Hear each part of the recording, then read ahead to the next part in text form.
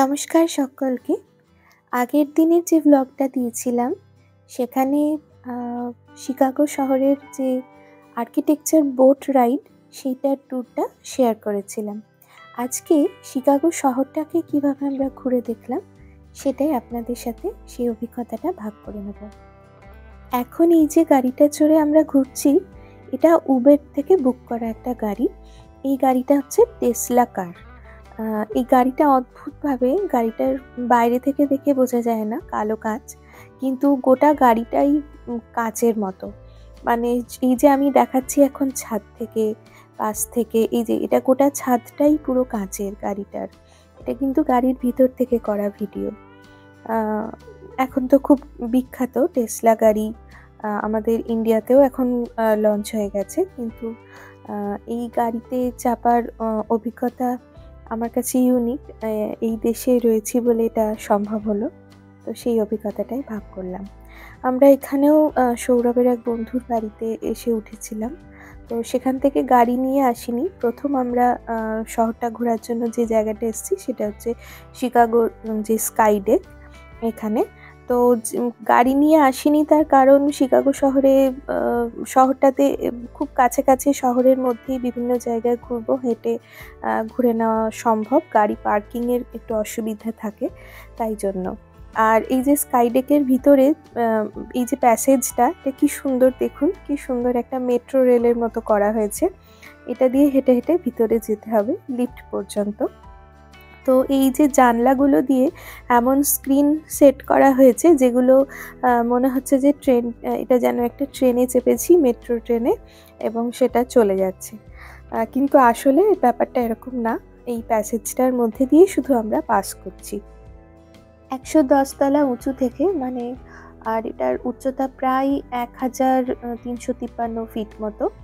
তো ওই জায়গাটা যাওয়ার আগে লিফট পর্যন্ত যেতে এই খুব সুন্দর প্যাসেজগুলোতে ডেকোরেশন করা আছে। আমরা খুব এনজয় করেছি বিভিন্ন জায়গায় গিয়ে। এই যে যেমন এখানে সৌরভ খুব এনজয় করছে, আমিও করেছি। তো এই স্কাই ডেকের এই ট্যুরটাতে, মানে উপরে স্কাই ডেক থেকে দেখার জন্য বা ছবি তোলার জন্য $35 চার্জ লাগে পার পারসন, আর 3 থেকে 11 বছরের বাচ্চাদের জন্য $24 মতো। তো এই যে আমরা এখন পৌঁছে গেছি। তো এটা স্কাই ডেকটা না, এটা হচ্ছে স্কাই ডেকের পুরো মানে এটা স্কাই ডেকই, কিন্তু ঠিক সেই মানে কাচের ফ্লোর, যেখানে দাঁড়িয়ে পায়ের তলা দিয়েও নিচটা দেখতে পাওয়া যায় সেই জায়গাটা না, এটা হচ্ছে জানলা মতো, যার 360 ডিগ্রি ভিউটা চারিদিকে ঘুরে ঘুরে বিভিন্ন জানলার সামনে দাঁড়ালে দেখতে পাওয়া যায়, ছবি তোলা যায়। আর এখান থেকে গোটা শিকাগো শহরটাকে ভীষণ সুন্দর লাগে দেখতে। কিন্তু একটা কন্ডিশন আছে, সেটা হচ্ছে যে মেঘলা দিনে এটা অতটা ভালো দেখাবে না। আর এই যে এগিয়ে থাকা অংশটা 110 তলা উঁচু বাড়ির বাইরে, এটা একটা ব্যালকনি মতো কাঁচের, এখানে গিয়ে দাঁড়ানোর জন্য কিছুটা টাইম দেওয়া হয় আর ছবি তোলার জন্য বা দেখার জন্য। আমার তো ভীষণ ভয় করছিল, যার জন্য একটু সময়ই লাগলো, বুঝতে পারলেন। তো খুব তাড়া থাকে কারণ এই জায়গাটায় লাইন থাকে। সৌরভের ঠেলা খেয়ে তাও ভিতরে গেলাম, বসার সাহস হয়নি। যেটুকু ছবি তুলেছি বা দেখেছি সেটুকু দাঁড়িয়েই আমি সেটা এনজয় করেছি। অথচ উল্টো দিকে দেখুন ওই কর্নারটায় আরেকজন, তিনি কত কিছু করছেন, একজন বিদেশি ভদ্রলোক। সৌরভও এখানে গিয়ে বসেছিল। আমার ভীষণ ভয় করছিল। ওই যে আরেকটা ব্যালকনিতে আরেক ভদ্রলোক ওখানে বসেছেন, আমি বসতে পারিনি কারণ ভাবলাম বসলে যদি আর উঠতে না পারি, এত ভয় করছে। তো এই যে এরকম। আর ওখান থেকে নেমে সমস্ত টুরিস্ট স্পটেই যেরকম আমাদেরও থাকে, বিদেশেও সেরকম থাকে, এরকম সুভেনির শপ থাকে যেখানে ম্যাগনেট, কি রিং ইত্যাদি এসব বিভিন্ন রকম পাওয়া যায়, যেগুলো বেশিরভাগ ক্ষেত্রেই যেগুলো খুব নাম করা জায়গা সেখানে একটু দাম বেশিই থাকে, বাইরে ছোট দোকানে একটু কম দাম থাকে, কিন্তু থাকে মোটামুটি সব জায়গাতেই। এখানেও বিভিন্ন রকম এই ধরনের জিনিসপত্র রয়েছে। আর এই যে স্কাই ডেকের এই যে বলছিলাম না, গোটা চারিদিকে ঘুরে ঘুরে গোটা শিকাগো শহরটাকেই এরকম জানলা দিয়ে দেখতে পাওয়া যায়, ছবি তোলা যায়।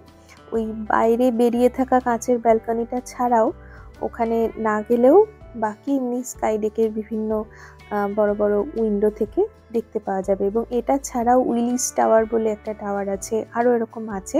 এবং উইলিস টাওয়ারেই সম্ভবত এই কাঁচের ব্যালকনির মতো যেটা আমরা দাঁড়ালাম সেরকম না থেকে সেখানে একটা টিল্টেড জানলা মতো আছে।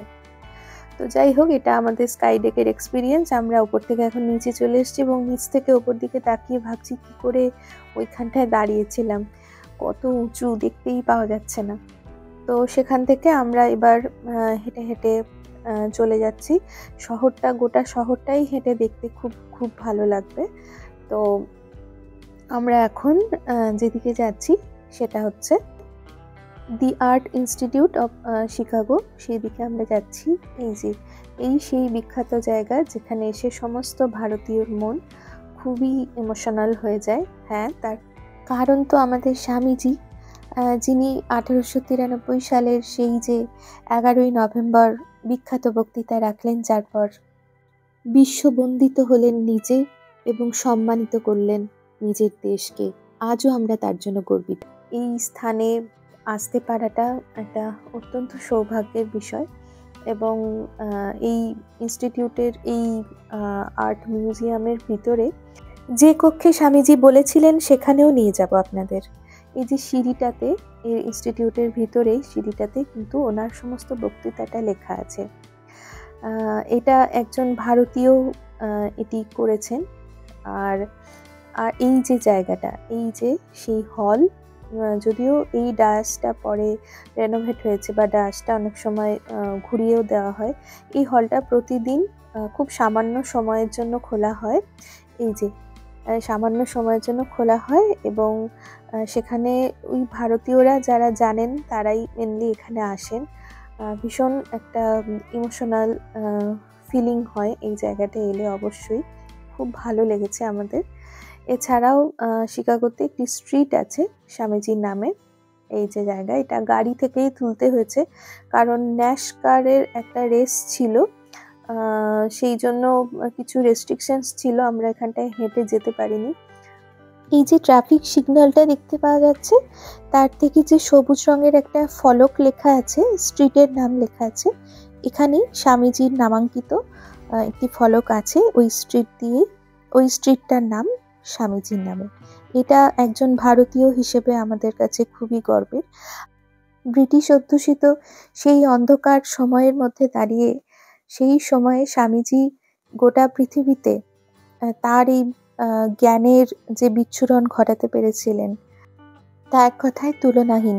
তার বক্তব্যের মধ্যে শুধুমাত্র বেদান্তের কথা ছিল না, সেখানে ছিল সৌভ্রাতৃত্বের কথা এবং মানবতার কথা। তাই জন্যই কিন্তু সমস্ত পৃথিবীবাসীর কাছে তা এত গ্রহণযোগ্য হয়েছিল।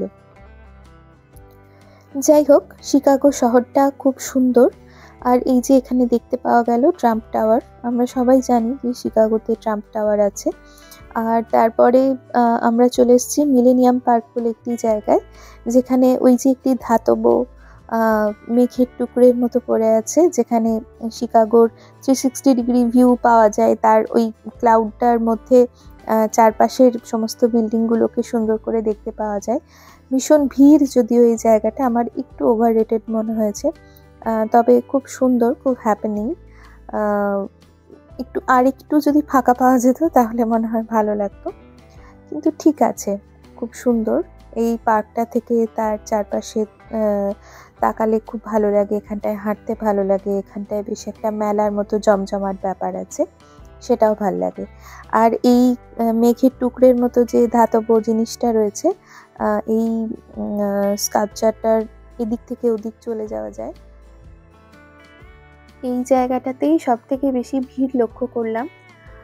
যদিও আমার যেটুকু অভিজ্ঞতা, শিকাগো, নিউ ইয়র্ক এই শহরগুলোতে এমনিতেও প্রচুর ভিড় থাকে। যে কোনো জায়গায় যেখানেই বেড়াতে যাওয়ার সময় গিয়ে দেখেছি শহরগুলোতে বেশ ভিড় থাকে টুরিস্টদের। তো এটাও মিলেনিয়াম পার্কেরই একটা অংশ।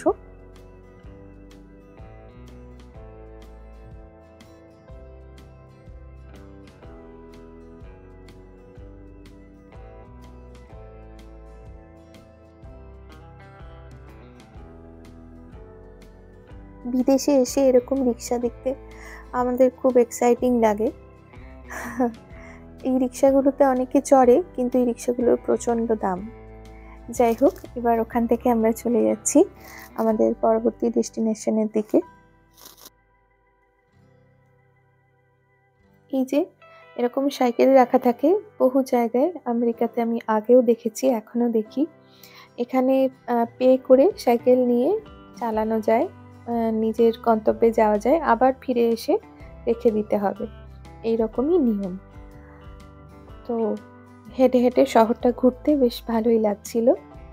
এছাড়া এখানে বিভিন্ন ধরনের ওয়াক হয়, যেমন রিভার সাইড ওয়াক হয়। এখান থেকে যেমন আমরা দেখতে পাচ্ছি যে এই যে উপরে একটা প্লেন যাচ্ছে, আর এখান থেকে যেমন আমরা দেখতে পাচ্ছি যে ওই বোট রাইড যেটা গতকাল করেছি, যে ব্রিজগুলো আমরা পেরিয়ে যাচ্ছিলাম, ওই রকমই একটা ব্রিজ থেকে আমরা দাঁড়িয়ে নিচে বোটগুলো যেতে দেখছি। আর এই যে জায়গাটা, এখানে একটা খুব মজার খেলা হচ্ছে, রেস হচ্ছিল ছোট ছোট গাড়ির রিমোট কন্ট্রোল। তো সৌরভের খুব ইচ্ছে ছিল ওটা ও করবে, তারপর আর করে ওঠা হয়নি। আর এই যে আর্কিটেকচার বোট রাইড, যেটা আগের দিনই যেটা ভিডিওটা শেয়ার করেছি। তো এই সারাদিন এভাবে শহরটাকে ঘুরে ঘুরে দেখলাম, তাতেও অনেক কিছুই বাদ পড়ে গেছে। 1-2 দিনে আসলে এগুলো সব কিছু ভালো করে দেখা সম্ভব না। এই যে বিখ্যাত নান্দোজ, এটা নাটেলার একটা খুব বড় শপও রয়েছে এখানে। আর ওই যে বললাম যে ন্যাশকার র্যালি চলছিল, তার জন্য একটা প্রস্তুতি পর্ব, এখানে গেটটাও বানানো হয়েছে। কিছু রেস্ট্রিকশনস হয়ে গিয়েছিল, সেটা একটা সমস্যা। তো সারাদিন ঘুরে বিকেলবেলা আমরা ফিরে এলাম যেখানে আমরা ছিলাম, যাদের বাড়িতে। সৌরভের রামকৃষ্ণ মিশনের ছোটবেলাকার বন্ধু, তো তারা হচ্ছেন এই ডাউন টাউনের ভেতরেই থাকে। তো তাদের বাড়ির ছাদটা আমার ভীষণ ভালো লেগেছে। ছাদ থেকে প্রায় গোটা শহরটাকেই খুব সুন্দর করে দেখতে পাওয়া যাচ্ছে। এটা আমার ছোট্ট বন্ধু কুহু। আর এই ছাদ থেকে সানসেট দেখার অভিজ্ঞতাটা খুব ভালো। আর ওদের বাড়ি থেকে প্রায় সমস্ত ইম্পর্ট্যান্ট বিল্ডিংগুলোও দেখতে পাওয়া যায়। প্রায় 360 ডিগ্রি ভিউ এখান থেকে পাওয়া যায়। তো এইভাবে আমরা শহরটাকে যতটুকু পারলাম ঘুরে দেখলাম। আর তাতেও অনেক কিছুই বাকি আছে, কিন্তু এই যে আর্কিটেকচারগুলো বাইরে থেকে যেমন সুন্দর, ভিতর থেকেও কিন্তু এগুলো খুব সুন্দর, সেটারও অনেক ওয়াক হয়। তো আরও ভালো করে ঘুরতে হলে আরও অনেকটা সময় নিয়ে ঘুরতে হবে। তো যতটুকু ঘুরেছি তাতে শিকাগো শহরটা বেশ লেগেছে, একদম অন্যরকম মায়ানগরী। তো আশা করি আপনাদেরও দেখতে ভালো লাগবে। যতটুকু আমি আপনাদের জন্য ধরে রাখতে পেরেছি ধরে রাখলাম। আর অবশ্যই নিজের স্মৃতির জন্য। ভালো থাকবেন। খুব তাড়াতাড়ি অন্য কোনো ব্লগে আপনাদের সাথে আবার গল্প হবে, দেখা হবে। নমস্কার।